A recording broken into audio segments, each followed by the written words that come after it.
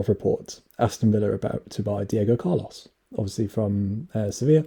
Apparently it's about £50 million. That's the rumoured fee. And I tweeted this. If Aston Villa spend £50 million on Diego Carlos, a 29-year-old with average numbers, they are stupider than I thought. Now, a lot of people got triggered by this. So I thought, you know what, let me explain myself. Look, Villa are about to spend £50 million on a centre-back. They need a centre-back. I have no issue with Villa buying a centre-back. It's the correct decision. They need one. Tyrone Mings isn't very good. Ezri Konsa had a bit of a decline and needs probably an older head next to him.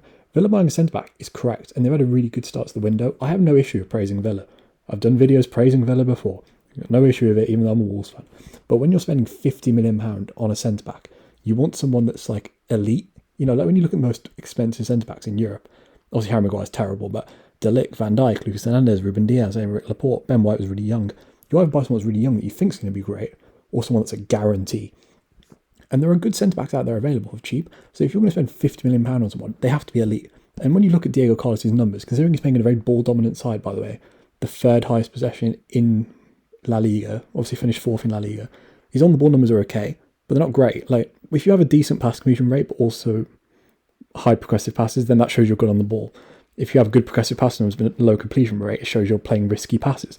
The fact that he's kind of average in both to me suggests he's just limited on the ball.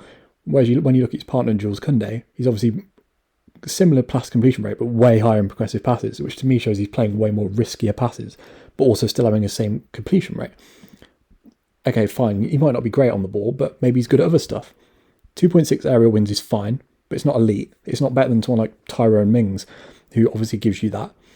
He's not someone that flies off his line and makes loads of tackles. Having 6 pressures and pretty bang average tackle numbers shows that. And the fact that he has low interception numbers suggests he's not particularly intelligent. He doesn't really have good dribble numbers or progressive carries numbers. He's not someone like Van Dijk or whatever who's going to carry the ball off the line. He's just pretty average in every metric. And for Villa to spend £50 million on that is odd, especially considering how good the Kamara signing was. And, you know, people replied to me, Villa fans, 29 for a centre-back is prime age. True, but it's prime age because they're already who they are. And this is what Diego Carlos is. He's pretty average on the ball. He's not a good ball carrier in a weaker league. He doesn't really fly off his line. He's bang average in the air. And there's no guarantee he'll adapt to the Premier League anyway. So £50 million isn't a guarantee. He uses the Thiago Silva example. The issue is Thiago Silva is actually world class, whereas Diego Carlos isn't. If you're spending £50 million on them, you want them to be what they are. This guy put a Brazilian international. There are loads of bang average players that are Brazilian internationals. Doesn't mean anything. With Champions League experience, true, but he's also played a lot of Europa League football. And just because you play in the Champions League doesn't mean you're a great player. Who Sevilla fans love, true, they do. But I love Conor Cody as a Wolves fan. Doesn't mean he's actually a great defender. Who formed a class partnership with Jules Koundé, true, but Jules Koundé's the better one. Also, Jules Koundé wins way more aerial wins, by the way, than him, and he's like 3 inches shorter than him. Just because you're in a partnership doesn't mean... If he goes to Villa, you're not also buying Jules Koundé. You're buying the individual. You're not buying the partnership. If Villa were buying Jules Koundé as well, then fine.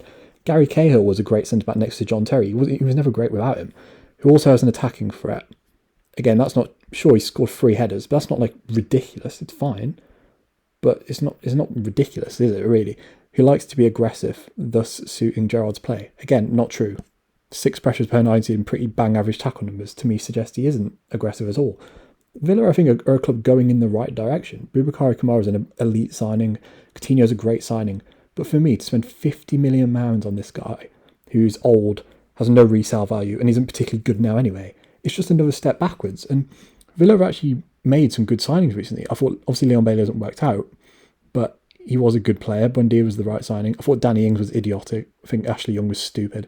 And that's why I put in that original tweet that, like, they're stupider than I thought, because I kind of thought they were coming around to it. But Villa have had a lot of bad transfer windows over the years, and that's why I kind of put the stupid part in there. Even if you look at their transfer window last season, I thought they made some bizarre signings as well. Bertrand Traore was odd. Morgan Sanson was odd. Ross Barkley was odd. Of course, there's the odd good signing in there. You know, Watkins, Martinez and Cash. But those are all young players. Villa clearly can recruit young players at the Championship, right?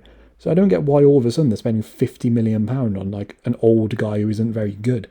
Even the season before that, spent a lot of money on Wesley, Mings. I don't rate Douglas Luiz particularly highly. Ezri Konsa had a bit of a decline. Nakamba was weird, same as Trezeguet. I just think Villa's transfer record is so patchy. So spending £50 million on a 29-year-old who's not very good, it was a good start to the window getting Kamara in. I'm not saying Diego Carlos won't contribute anything, but is it a long-term signing? No. Is he much of an upgrade on anything they've got? No. And when you're spending £50 million on a centre-back, for me, they have to be an immediate upgrade, in my opinion. Feel free to tell me I'm wrong. Happily reply and tell me I'm wrong. Reply to this tweet if you want to. But for me, if I was a Villa fan, if Wolves were doing this, like when we spent £35 million on Fabio Silva, I'd be excited, but I'd also be very concerned. Maybe you could make the argument that because they're getting Kamara on a free and they're getting Coutinho on a low fee, maybe they can overspend on a player.